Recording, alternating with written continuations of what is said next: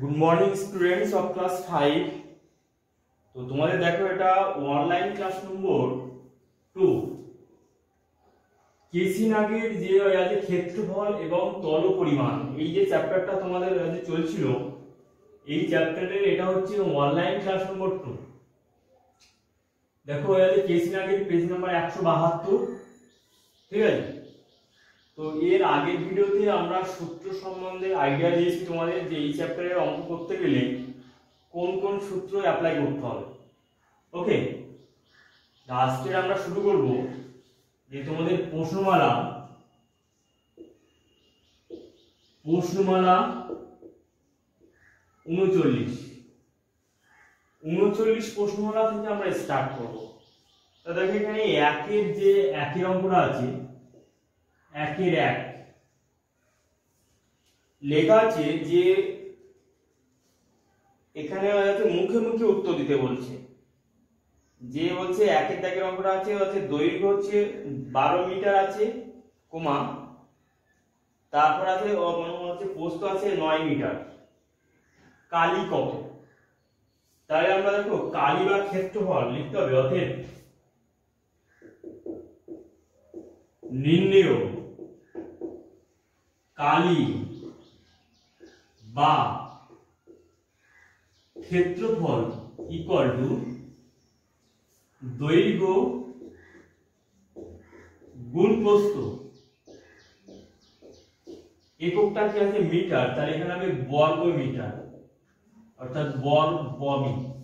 ঠিক আছে, তাহলে নির্ণেয় কালি বা ক্ষেত্রফল ইকুয়াল টু দৈর্ঘ্য ইনটু প্রস্থ বর্গ মিটার।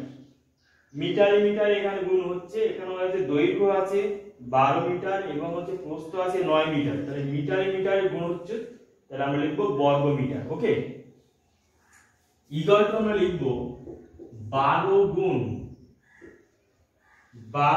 9 সমান আমরা লিখব ডট ডট 9 বড় 108 বর্গ মিটার। তাহলে এটা হলো নির্ণেয় কালি বা ক্ষেত্রফল। তাহলে যাকে বলা হয় ক্ষেত্রফল এবং তাকে বলা হয় কালি। ঠিক আছে, তাহলে এই যে ক্ষেত্রফলটা কোন জায়গাটা নিচ্ছে আমি দেখাচ্ছি। যদি এটা একটা আয়তাকার চিত্র হয়, অর্থাৎ এখানে দৈর্ঘ্য আর প্রস্থ সমান নয়, এখানে দেখো দৈর্ঘ্য আছে 12 মিটার এবং হচ্ছে প্রস্থ আছে 9 মিটার।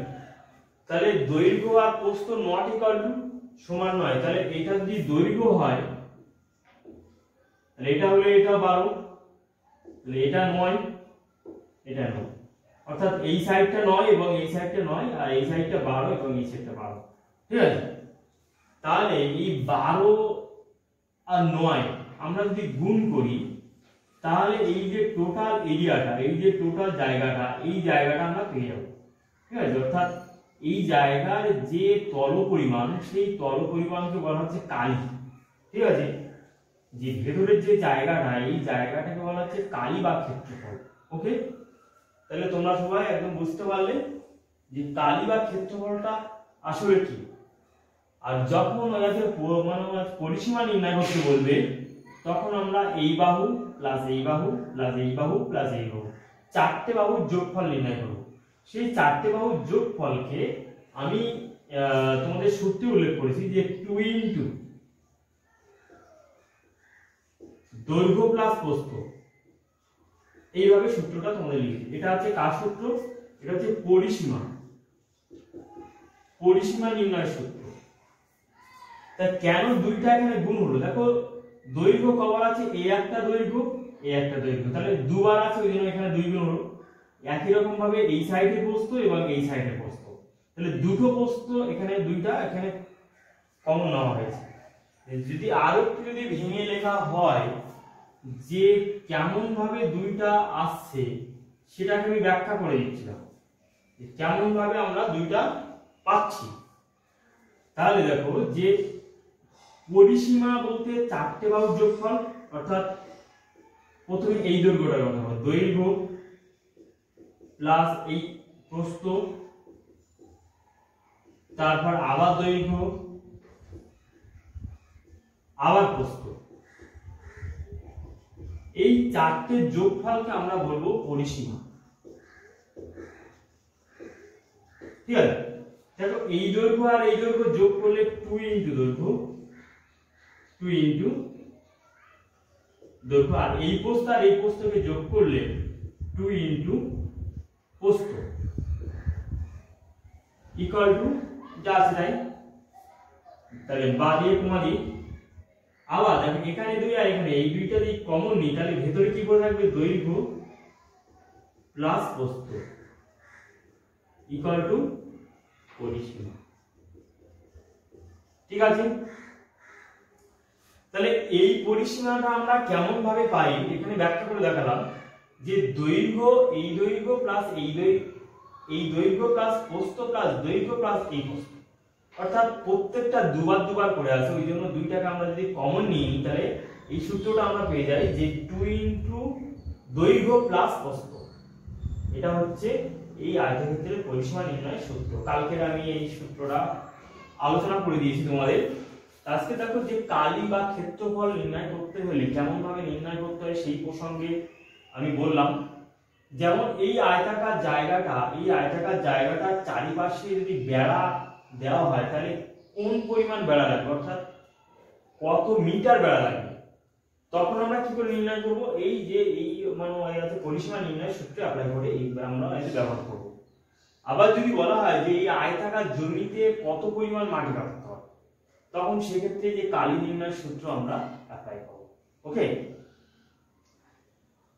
তাহলে দেখো এই আয়তাকার জায়গাটা যদি রং করতে হয়, অর্থাৎ এটা যদি একটা আয়তাকার একটা বোর্ড হয় বা আয়তাকার যদি একটা পেপার হয়, তাহলে এই আয়তাকার জায়গাটা রং করতে হবে, অর্থাৎ কালার করতে হবে। তাহলে কালার করতে হলে কতটা পরিমাণ জায়গা আমাকে কালার করতে হবে, তাহলে সেক্ষেত্রে আমরা এই যে কালি বা ক্ষেত্রফল নির্ণয় করার সূত্র অ্যাপ্লাই করব। ঠিক আছে, তাহলে এই হলো নির্ণয় অঙ্ক। ওকে, এর পরের অঙ্ক দেখো।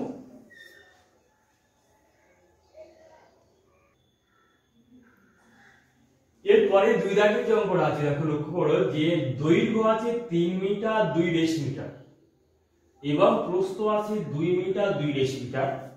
ঠিক টুকলাম তো অঙ্কটা? ঠিক আছে, তা আমাকে কালি নির্ণয় করতে বলছে যে কালি সমান কত, কালি সমান কত। তাহলে দেখো অঙ্কটা আমরা দুই রকম পদ্ধতিতে অঙ্কটা আমরা একদম সলভ করতে পারি। কেমন ভাবে করব দেখো, যে লিখব যে দৈর্ঘ্য সমান 3 মিটার 2 ডেসিমিটার ইকুয়াল টু আমরা লিখতে পারি 3 পূর্ণ 2 এর 10 মিটার। লিখতে পারি না? 3 মিটার এখানে পূর্ণ সংখ্যায় থাকবে এবং এই ডেসিমিটারকে 10 দিয়ে আমরা ভাগ করব। ভাগ করলে আমার এখানে টোটাল রাশিটা হচ্ছে মিটারে পরিণত হয়ে গেল। তাহলে এখানে 2 একে 2, 2 5 10 সমান 3 পূর্ণ 1 এ 5 মিটার সমান সমান আমরা লিখব 3 5 15 কে 16/5 মিটার। ঠিক আছে, তাহলে এই দৈর্ঘ্যকে আমরা মিটারে প্রকাশ করলাম, অর্থাৎ 16/5 মিটার। একই রকম ভাবে আমরা প্রস্থকে আমরা মিটারে প্রকাশ করব। তাহলে অতএব প্রস্থ সমান 2 মিটার 2 ডেসিমিটার ইকুয়াল টু আমরা লিখব যে 2 পূর্ণ 2 এর 10 সমান 1, 2 একে 2 5 এ 10 সমান হবে 5 গুণ 10 একে 11/5 ডেসিমিটার। ঠিক আছে, তাহলে 11/5 ডেসিমিটার, অর্থাৎ এটা হবে 11/5 মিটার হবে, এটা মিটার।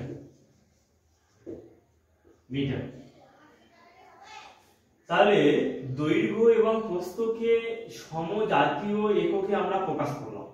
এবার আমরা লিখব যে নির্ণেয় কালি, যাদের নির্ণেয় কালি বা ক্ষেত্রফল ইকুয়াল টু 16/5 ইন্টু 11/5 ব্র্যাকেটের মধ্যে এটা হচ্ছে বর্গমিটার অর্থাৎ বমি ইকুয়াল টু আমরা লিখবো দেখো 16 আর 11 গুণ করলে 16 কে 16 6 হাতে 1 16 কে 16 একে 17 176/25 এত বর্গ। ঠিক আছে, তাহলে 176/25 এই যে সংখ্যাটাকে এই সংখ্যাটাকে কাটাকাটি করা কিন্তু যায় না, তাহলে আমরা পূর্ণ সংখ্যায় প্রকাশ করব। দেখো যে করলে তাহলে কি হবে 125, তাহলে এখানে হচ্ছে 25 কে তাহলে 7 বার দিয়ে দাও, তাহলে কি হবে 7 বার দিলে কি হবে 7 পূর্ণ 1 এ 25 এত। তোমরা ভাগ করে দেখতে পারো, হ্যাঁ এভাবে তোমরা ভাগ করে দেখো যে 176 হচ্ছে 25 দ্বারা ভাগ করলে 7 বার, তাহলে 535 এর 5 হাতে 3 7 দুগুণ 14 আর 3 17 অর্থাৎ 1 হবে, অর্থাৎ 7 পূর্ণ 1 এ 25 হবে। ঠিক আছে, এইবার দেখো ব্যাপারটা কি হচ্ছে যে ইকুয়াল টু আমরা লিখব 7 বর্গ মিটার, তাহলে এটাকে আমরা লিখতে পারি 7 + 1/25 বমি ইকুয়াল টু আমরা লিখব 7 বর্গ মিটার, আর 1 এ 25 বর্গ মিটার। ঠিক আছে, এবার দেখো 7 বর্গ মিটার আর 1 এ 25 ইনটু 1 এ 25 ইনটু 100, তাহলে 25 4, তাহলে 100 দিয়ে গুণ করা মানে হবে এটা হবে বর্গ ডেসিমিটার, বর্গ ডেসিমিটার। তাহলে आंसर হবে 7 বর্গ মিটার, তারপর হবে 4 বর্গ ডেসিমি, এটা হলো आंसर। ওকে, তাহলে এইখানে তোমাদের প্রশ্ন তো পারি যে কেন আমরা 100 দিয়ে গুণ করলাম, তাই তো? তোমাদের প্রশ্ন এখানে একটা প্রশ্ন মানে হয় যে কেন আমরা এই 100 দিয়ে কেন গুণ করব। তাহলে এই প্রশ্নটার आंसर আমরা দেব এখানে, যে আমরা লিখব যে 1 বর্গ মিটার সমান 100 বর্গ ডেসিমি, অর্থাৎ এই যে সম্পর্কটা থেকে যে 1 বর্গ মিটার সমান 100 বর্গ ডেসিমিটার, তাহলে 1 এর 25 বর্গ মিটার সমান কত ডেসিমিটার, তাহলে ওই কারণে 100 দিয়ে আমরা গুণ করলাম। ওকে, তাহলে আশা করি অঙ্কটা সবাই তোমরা একদম বুঝতে পেরেছো যে কিভাবে হচ্ছে ক্যালকুলেশন এবং কিভাবে প্রত্যেকটা জিনিস কিভাবে ক্যালকুলেশন হচ্ছে এবং কোন সূত্রে অ্যাপ্লাই হচ্ছে অবশ্যই তোমরা বুঝতে পারবে। আর এখানে কেন 10 দিয়ে ভাগ করলাম, আমি বললাম যে 1 মিটার সমান 10 ডেসিমিটার, তাহলে উল্টো দিক থেকে যদি আসি তাহলে ওই কারণে আমরা 10 দিয়ে ভাগ করব। ঠিক আছে, এটা তোমরা জানো নিশ্চয়ই যে কেন 10 দিয়ে ভাগ হচ্ছে, যে আমরা জানি 1 মিটার সমান 10 ডেসিমিটার, তাহলে 2 ডেসিমিটার সমান কত মিটার, তাহলে এইভাবে উল্টো দিক থেকে যদি ভাবি তাহলে 10 ডেসিমিটার সমান, দেখো আমি এখানে বলছি যে 10 ডেসিমিটার সমান 1 মিটার, তাহলে 1 ডেসিমিটার সমান 1 এর 10, তাহলে 2 ডেসিমিটার সমান 2 এর 10, এইভাবে সম্পর্কটা হচ্ছে। ওই এখন কথা বলো।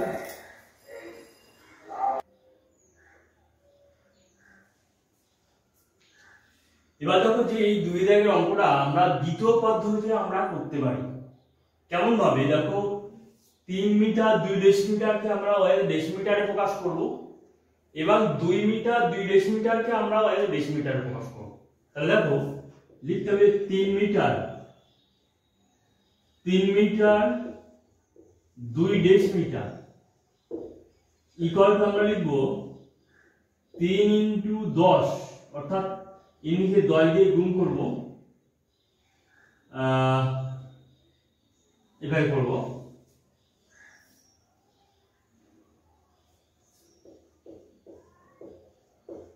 30 ডেসিমি তার সঙ্গে 2 যোগ করে দেবো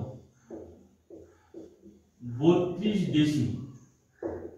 ঠিক আছে, তাহলে দেখো 3 মিটারকে ডেসিমিটারে প্রকাশ করতে গেলে 10 দিয়ে আমরা গুণ করব, এখানে গুণ করছি এবং 30 ডেসিমিটার প্রকাশিত হলো।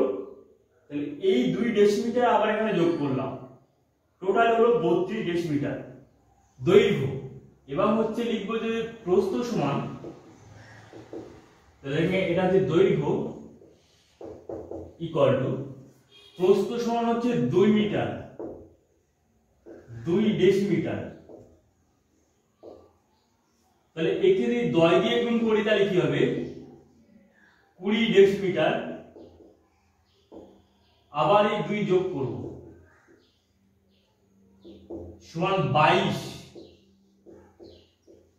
ডেসিমিটার। ঠিক আছে, তাহলে দৈর্ঘ্য এবং প্রস্থকে দুটো সমজাতীয় এককে আমরা প্রকাশ করলাম। এবার আমরা লিখব যে নির্ণয় কালী, তাহলে অর্থে নির্ণয় কালী সমান সমান 32 গুণ 22 এত বর্গ ডেসিমিটার। তাহলে দেখো যে 32 ইন্টু 22, এটা আমরা গুণ করে দেখো 32 গুণ 64 4 হাতে 6, 32 গুণ 64 আর 6 70 হবে, 70 বর্গ ডেসিমিটার। ওকে, 704 বর্গ ডেসিমিটার নির্ণয় কালী। তাহলে এখানে ব্যাপারটা হচ্ছে যে বর্গ ডেসিমিটার এককে আমরা প্রকাশ করলাম, করে এটাকে আবার যেহেতু উত্তরের সাথে যদি আমরা ম্যাচ করাতে চাই তাহলে সেই রকম ভাবে আমরা তৈরি করব। যদি আমরা উত্তরের সাথে না ম্যাচ করাতে চাই, মানে যদি তোমাদের পরীক্ষায় অঙ্কটা দেয় আসে, তাহলে তোমরা এইভাবে উত্তর বার করলেও কিন্তু সঠিক, কোনো ভুল নেই। যদি তোমরা এই বইয়ের উত্তরের সাথে যদি ম্যাচ করাতে চাও তাহলে বইয়ের যে উত্তরটা আছে, বইয়ের উত্তর আছে 7 বর্গমিটার, তারপর আছে 4 ডেসিমিটার। তাহলে এই যে সংখ্যাটা, এই সংখ্যাটাকে আমরা লিখব যে আমরা এরকম ভাবে আমরা লিখতে পারি,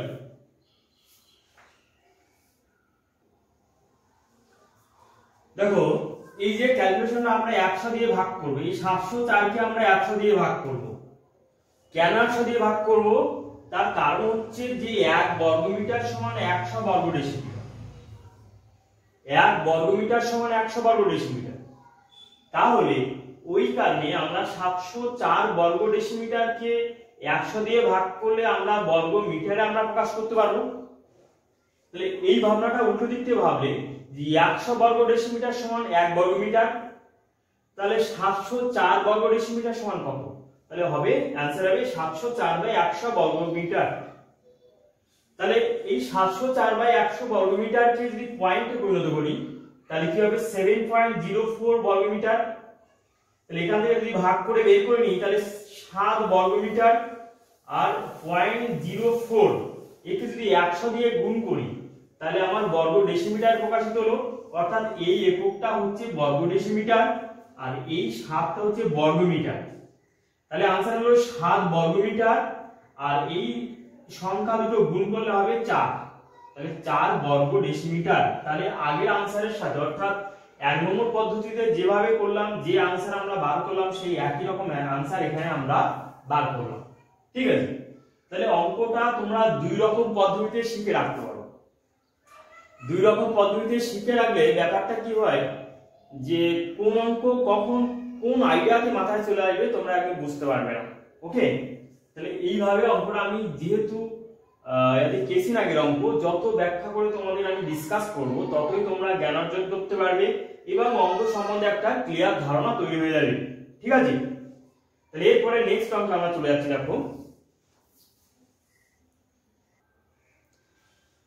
3 এর দাগের যে অঙ্কটা আছে, দেখো যে তোমার শ্রেণীকক্ষটির ক্ষেত্রফল 192 বর্গ মিটার, উহা 12 মিটার চওড়া হইলে উহা দৈর্ঘ্য কত?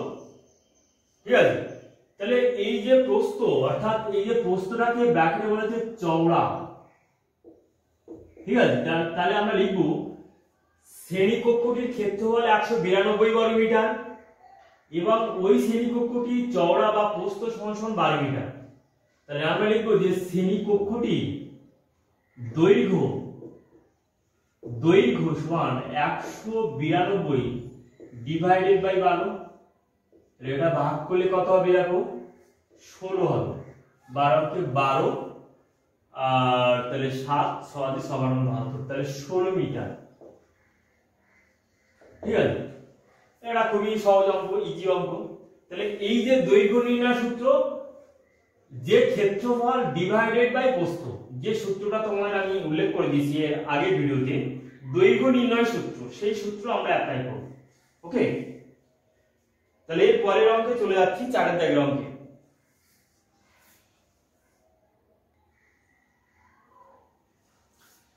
চারের দাগের যে অঙ্কটা আছে খুবই ইম্পর্টেন্ট অঙ্ক। এই অঙ্কটা তোমরা 3টে স্টার দিয়ে রাখো, খুবই ইম্পর্টেন্ট তালিকার অঙ্ক। তা প্রথমে কি বলেছে এখানে দেখো, এখানে বলেছে যে 6 গজ বর্গ উঠানকে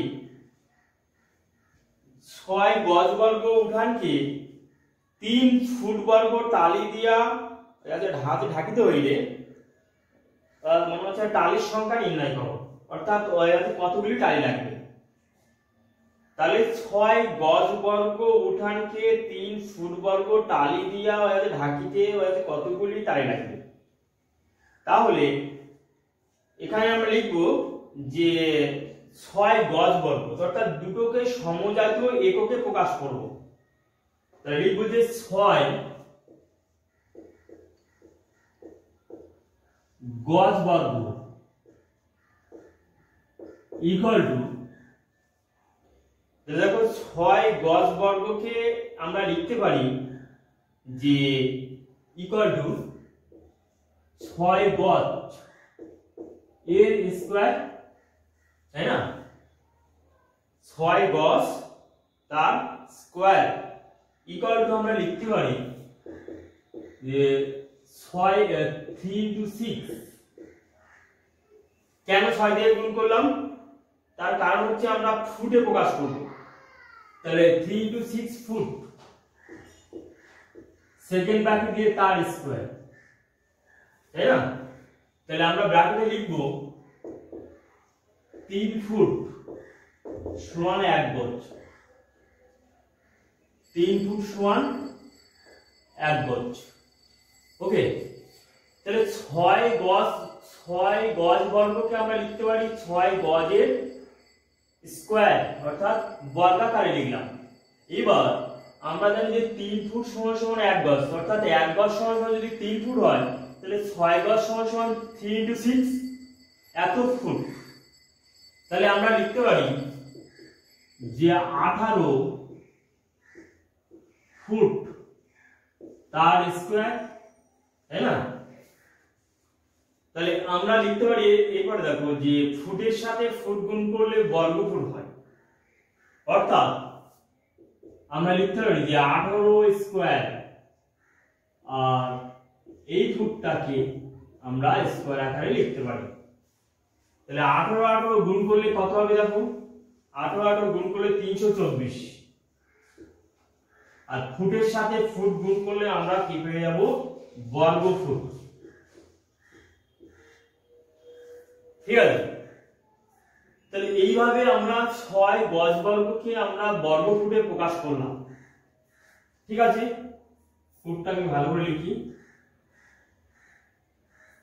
6 গজ বর্গকে আমরা 324 বর্গ ফুটে প্রকাশ করলাম। এবার আমরা খুলব, মানে দেখো যে 6 গজকে কি করে আমরা ফুটে প্রকাশ করলাম, সেটাকে এখানে 3 দিয়ে গুণ করে সেটা আমি বললাম। এবার দেখো তারপরে কি দেওয়া আছে যে 3 ফুট বর্গ টালি, তাহলে লিখতে হবে 3 ফুট বর্গ। তাহলে 3 ফুট বর্গ থেকে আমার বর্গ ফুটে প্রকাশ করতে হবে। তাহলে আমরা লিখতে পারি যে 3 ফুট বর্গ মানে 3 ফুট এর স্কয়ার লিখতে পারি, তাই তো? এবার দেখো এই স্কয়ারটা এখানে 3 এর মাথায় চলে আসবে, আর ফুটকে আবার স্কয়ার করব, তাহলে কি হবে 9 বর্গ ফুট। বুঝতে পারলে? 9 বর্গ ফুট। তাহলে দুটো সমজাতীয় এককে প্রকাশ করলাম। অর্থাৎ যদি তোমরা মনে মনে কল্পনা করো যে এই যে টোটাল বোর্ডটা, অর্থাৎ এই হোয়াইট বোর্ডটা একটা উঠানকে যদি প্রকাশ করে, এই হোয়াইট বোর্ডটা যে আয়তনটা নিয়ে আছে, অর্থাৎ এই যে টোটাল যে সাদা জায়গাটা, এই যে আয়তনটা নিয়ে আছে, এই আয়তনটা হচ্ছে 324 বর্গ ফুট। এই আয়তনের উঠানকে, অর্থাৎ এই আয়তনের মানে এই আয়তনের হোয়াইট বোর্ডকে 3 ফুট বর্গ টালি দিয়ে ঢাকিতে গেলে কতগুলি টালি লাগবে? তাহলে এক একটা টালির আয়তন হচ্ছে 9 বর্গ ফুট। 3 ফুট বর্গকে আমরা হচ্ছে বর্গ ফুটে প্রকাশ করলাম, ফুট বর্গ থেকে মানে বর্গ ফুটে। তাহলে এক একটা টালি এরকম যদি টালি বসানো হয়, এরকম একটা টালি ধরো ধরো এই একটা টালি, এরকম করে টালি বসানো হবে। যেমন ভাবে আমরা বাড়িতে কোনো মানে রুমে মেঝেতে আমরা টালি বসাই, এরকম করে আমরা টালি বসিয়ে পুরো টোটাল এই যে এটাকে যদি উঠান হিসেবে কল্পনা করবো, এইভাবে আমরা টালি দিয়ে আমরা একদম ভরে দেবো। তাহলে এক একটা টালির আয়তন আছে 9 বর্গ ফুট, তা আর টোটাল জায়গাটার আয়তন আছে 324 বর্গ ফুট। তাহলে মোট টালির সংখ্যা কত হবে? তাহলে লিখতে হবে যত নিম্ন টালির সংখ্যা, নিম্ন টালির সংখ্যা ইকুয়াল টু 324 ভাগ 9 সমান দেখো তাহলে কত হলো? 3 নং 27, তাহলে 36, তাহলে উত্তর হবে 36 এতটুকু। ঠিক আছে? তাহলে এখানে তোমাদের একটা প্রশ্ন হতে পারে যে 324 কে কেন আমরা 9 দিয়ে ভাগ করব? 324 কে কেন আমরা 9 দিয়ে ভাগ করব? যে নিম্ন টালির সংখ্যা আমরা নির্ণয় করতে হবে। তাহলে তোমরা একটা চিন্তা করো যে কেন ভাগ করব, এই কথাটার কেন কথার উত্তর দিতে গেলে এখানে আমি সংক্ষিপ্ত একটা ব্যাখ্যা করছি। তাহলে এই ক্ষেত্রে যেহেতু তোমরা ক্লাস 5 এর অঙ্ক, তাহলে x ধরার এখানে কোনো গল্প নেই। তাহলে আমরা এইভাবে কল্পনা করতে ধরি আমার x টি টালি লাগবে, টোটাল টালি আমার x টি লাগবে। তাহলে একটা টালির আয়তন যদি 9 বর্গ ফুট হয়, তাহলে x টি টালির আয়তন ইনটু 9, এটা কার সাথে সমান হবে? 324 এর সাথে সমান হবে। ভালো করে দাও, আবার বলছি, মনে করি টোটাল জায়গাটা, অর্থাৎ এই যে বোর্ডটাকে তোমরা যদি উঠান হিসেবে কল্পনা করো, এই উঠানকে টোটাল টালি দিয়ে ঘিরতে, অর্থাৎ টালি দিয়ে একদম টালি বসাতে আমার x টি টালি লাগবে। ঠিক আছে? তাহলে x টি টালি, তাহলে একটা টালির আয়তন হচ্ছে 9 বর্গ ফুট, তাহলে x টি টালির আয়তন কত হবে? x * 9 বা 9x। তাহলে এই টোটাল আয়তনটা আর এই যে টোটাল উঠানের আয়তন, অর্থাৎ টোটাল বোর্ডের আয়তনটার সঙ্গে সমান করতে পারি। তাহলে এখান থেকে আমরা লিখতে পারি অতএব x সমান অতএব x সমান 324 ডিভাইডেড বাই 9। তাহলে কাটাকাটি করলে হবে 36 সমান 36। তাহলে এই কারণে আমরা ভাগ করব। ঠিক আছে? তাহলে ভাগের ধারণা তোমরা এই যে x ধরে অঙ্কগুলো উঁচু ক্লাসে উঠে শিখবে, এখন এগুলো শেখার কথা নয়, তবু আমি তোমাদের এই কনসেপশন ক্লিয়ার করার জন্য, অর্থাৎ কেন ভাগ করতে হয় এই কনসেপশনটা ক্লিয়ার করার জন্য এখানে আমি একটু আমরা ব্যাখ্যা করলাম। ওকে? তাহলে এই পার্টটা তোমরা লিখে রাখতে পারো যে কি করে কেন ভাগ হচ্ছে, বা এই যে কেন কথার উত্তর তোমাদের দেওয়ার জন্য। ঠিক আছে? তাহলে অঙ্কটা খুবই ভালো অঙ্ক। এই অঙ্কটা প্রথম চান্সে করতে গেলে অনেকে সমস্যায় পড়তে পারে, তোমরা এইভাবে অঙ্কটা একদম রেডি করে রাখবে। ওকে?